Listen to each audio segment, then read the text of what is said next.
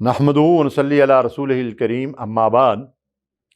ناظرین کرام، ڈاکٹر حمید اللہ رحمۃ اللہ علیہ نے خطبات باولپور میں شمس الائمہ علامہ امام سرخسی رحمۃ اللہ علیہ کا واقعہ نقل کیا ہے۔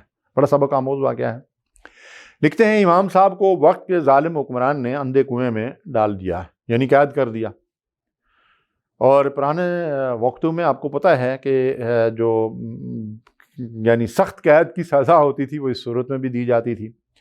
انہوں نے وہاں درس و تدریس کا سلسلہ شروع کر دیا۔ کیا بات ہے علماء ربانیین کی!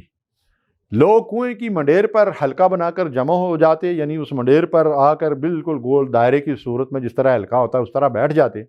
امام صاحب کنویں کے اندر سے ان کو قرآن و حدیث کی تعلیم دیتے۔ اللہ اکبر! اللہ والوں کی بھی کیا شان ہے۔ امام بخاری رحمۃ اللہ علیہ کا جو نام ہے اس سے کون واقف نہیں ہوگا؟ آپ نے حصول علم کے لیے کتنی مشقت کی، ایک نادر واقعہ پیش خدمت ہے۔ محمد بن یوسف نجار، یہ خود بھی بڑی علمی شخصیت تھے، کہتے ہیں کہ ایک رات مجھے ان کے گھر ان کا مہمان بننے کا شرف حاصل ہوا، یعنی امام بخاری کے گھر۔ امام صاحب رات کو اٹھتے، چراغ جلاتے اور کچھ لکھنے کے بعد پھر لیٹ جاتے۔ دیکھیے، چراغ کی روشنی میں یہ کام ہوا کرتے تھے اگر کسی نے رات کو کرنے ہوں۔ یہ نہیں تھا کہ بٹن آن کیا اور پورا گھر نور علی نور ہو گیا۔ چراغ کی روشنی میں چراغ کو جلانا، دیا جلانا اور پھر اپنا کام کرنا، پھر اس کو بند کرنا، پھر سونا۔ اب یہ عمل انہوں نے کتنی مرتبہ کیا، ذرا سنیے ان کی زبانی۔ فرماتے ہیں کہ میں گنتی کرتا رہا، آپ چونکہ وہ ان کے معمولات جاننے کے لیے ہی ان کے گھر پہ ٹھہرے تھے، رات کو آرام کی نیند سونے کے لیے نہیں گئے تھے وہاں، تو ان کے مہمان بنے۔ تو انہوں نے کہا کہ میں نے دیکھا کہ رات کو 18 مرتبہ اٹھے، کچھ لکھنے کے بعد پھر لیٹ گئے۔ جن لوگوں نے بڑے بڑے کام کیے ہیں نا، وہ آرام کرسیوں کے اوپر بیٹھ کر انہوں نے نہیں کیے، نرم گرم جو ہے نا وہ گدیلوں کے اوپر لیٹ کر نہیں کیے۔ اس کے بعد ایک اور بڑی علمی شخصیت محمد بن ابی حاتم لکھتے ہیں کہ ایک سفر میں امام بخاری کے ساتھ تھا۔ امام صاحب رات کو 15 سے 20 مرتبہ اٹھے، چراغ جلا کر کسی حدیث پر نشان لگاتے اور پھر لیٹ جاتے۔ اللہ اکبر!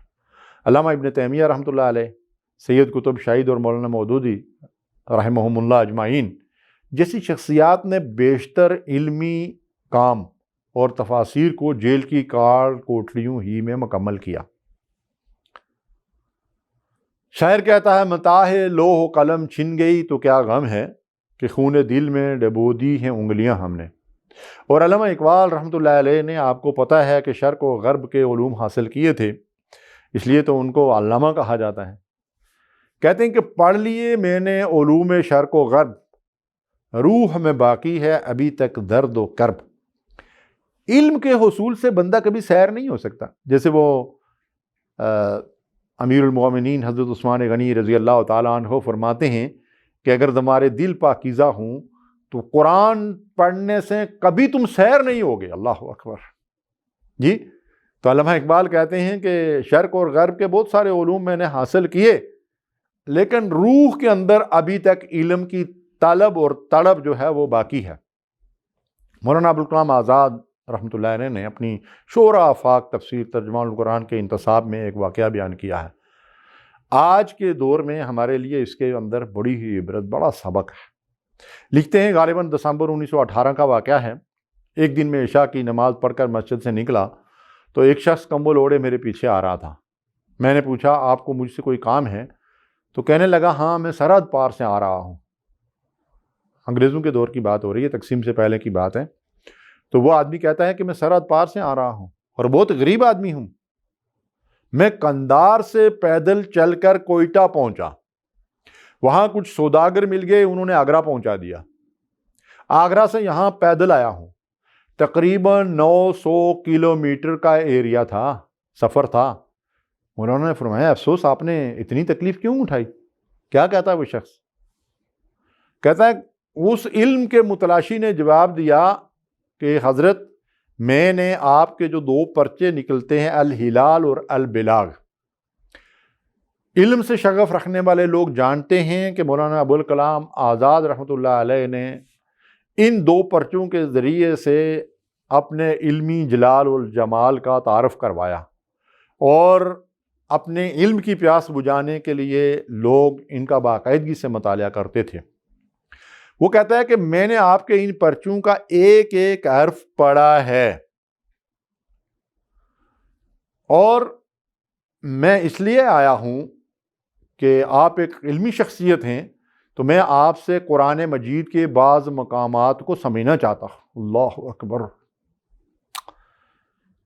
اللہ کے بندو، ذرا اس واقعے کو دل اور عقل اور فہم کے قانون سے سنو اور اس پر غور کرو۔ یہ خیر القرون کے دور کی بات نہیں ہو رہی ہے۔ اس دور میں تو ایسے علم کے شائقین بے شمار ملیں گے آپ کو۔ یہ گزشتہ صدی کی بات ہو رہی ہے۔ مولانا لکھتے ہیں کہ یہ شخص چند دن میرے پاس ٹھہرا اور پھر اچانک ایک دن غائب ہو گیا۔ اس کا مقصد پورا ہو گیا تو مولانا کو بتائے بغیر واپسی کا سفر باندھ لیا اس نے۔ وہ جاتے وقت اس لیے نہیں ملا کہ میں اسے واپسی کے مصارف کے لیے کچھ رقم دوں گا، اور وہ مجھ پر ایسا کوئی بوجھ نہیں ڈالنا چاہتا تھا۔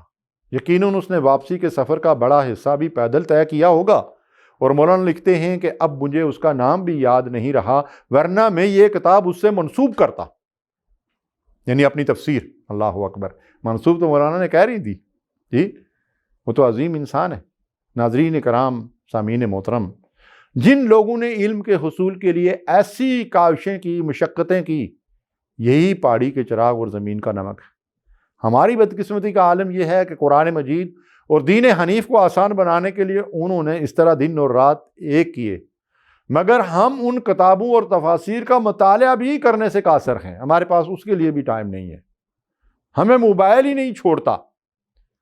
خدا را میری آپ حضرات سے گزارش ہے، خواتین سے بھی اور مردوں سے بھی، بچوں سے بھی اور بچیوں سے بھی، کہ موبائل کو ضرورت کے لیے ضرور استعمال کریں، لیکن اسے چھوڑ کر دین کے علم کے حصول کے لیے اللہ کی کتاب قرآن مجید، فرقان حمید، تراجم اور تفاسیر کی مدد سے سمجھنے کی کوشش کریں۔ رسول اللہ صلی اللہ علیہ وسلم کی سیرت پر مختلف کتابوں کا مطالعہ کریں، احادیث کا ترجمہ اور تشریح کے ساتھ مطالعہ کریں، اپنے علم میں اضافہ کریں اور اس علم کے مطابق عمل کی کوشش کریں، تاکہ ہم دنیا میں بھی سرخرو ہوں اور آخرت میں بھی اللہ کی رضا ہمیں حاصل ہو۔ وآخر دعوانا ان الحمد للہ رب العالمین۔